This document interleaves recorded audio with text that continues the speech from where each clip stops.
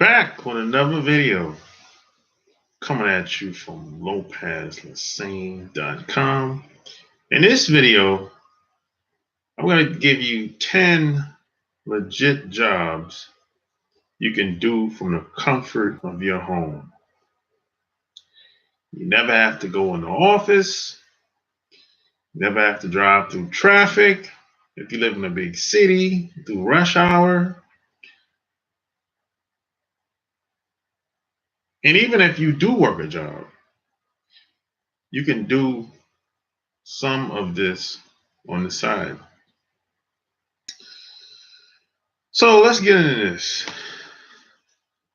The first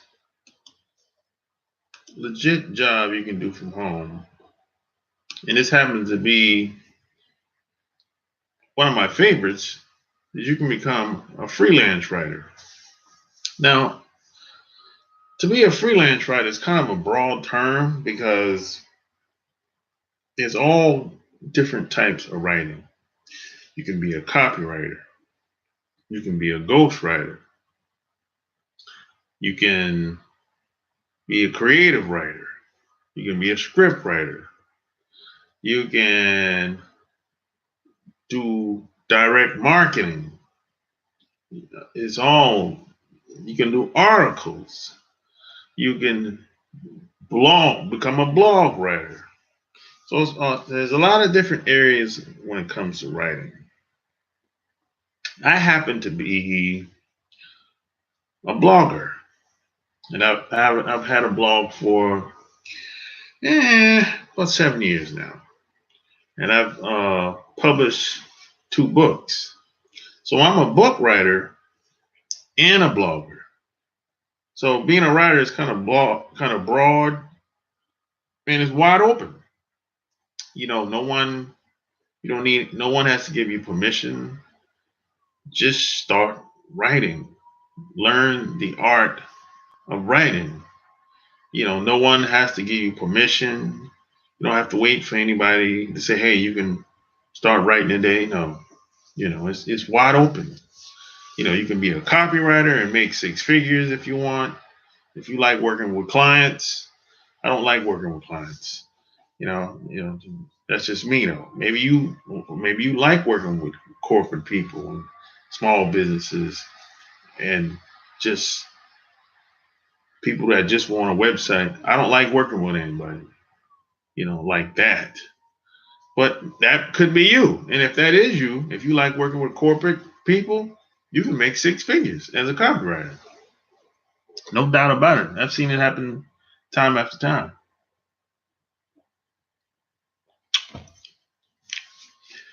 It's not going to happen overnight, but I would say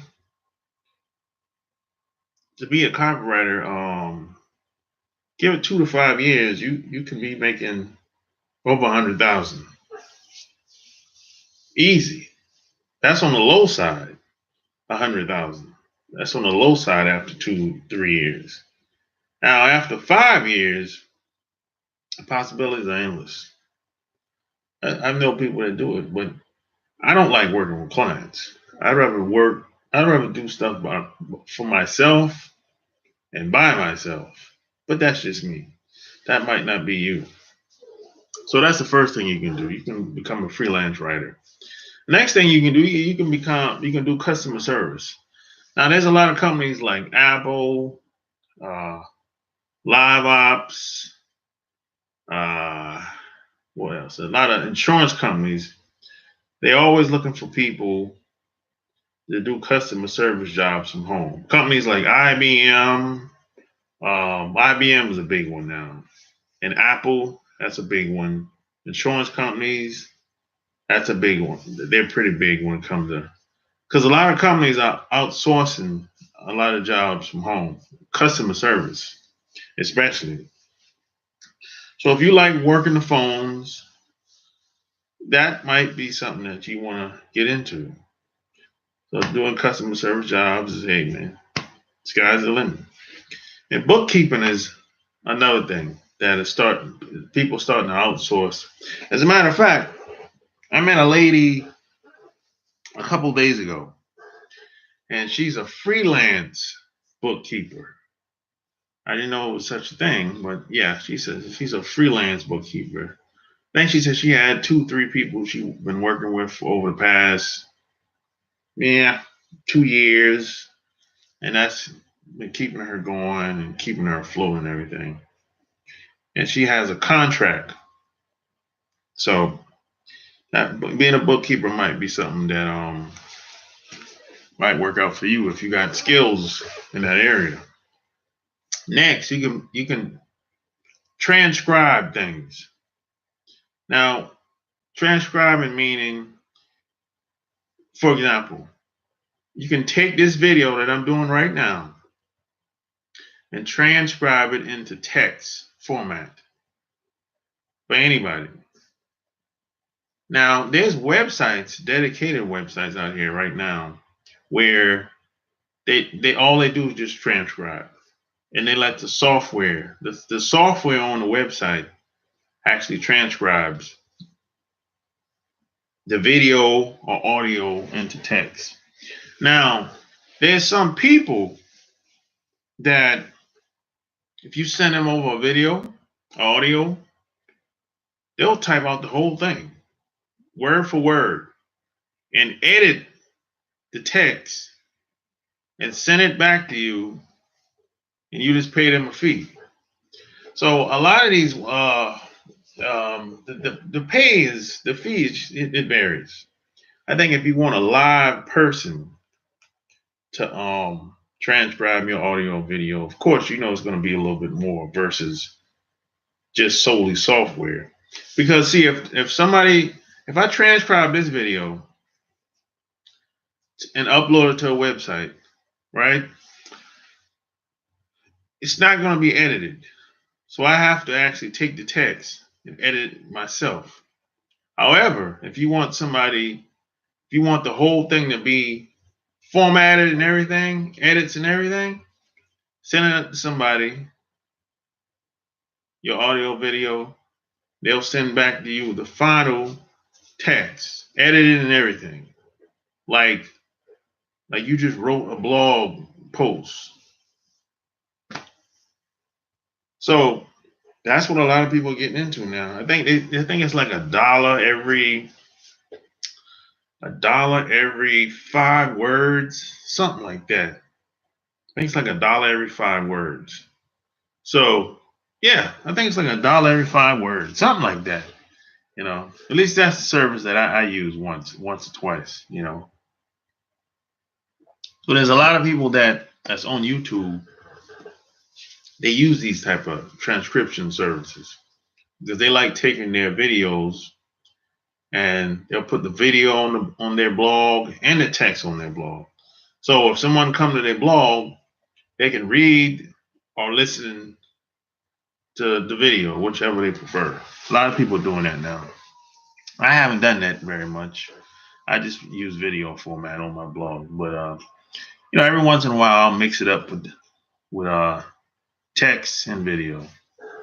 So that's what you can get into, And there's a lot of these companies out here that that's looking for people to transcribe videos. And if you seen a previous video that I did, I talked about this. I talked about a couple websites that you can check out. So you can check out those videos. I don't remember the exact websites you can go and apply for those jobs off the top of my head. So the next thing you can do is you can be a virtual assistant. Now, a virtual assistant could be anywhere from, you could be maintaining a website. You could be uploading blog posts. You could be making travel arrangements. You could be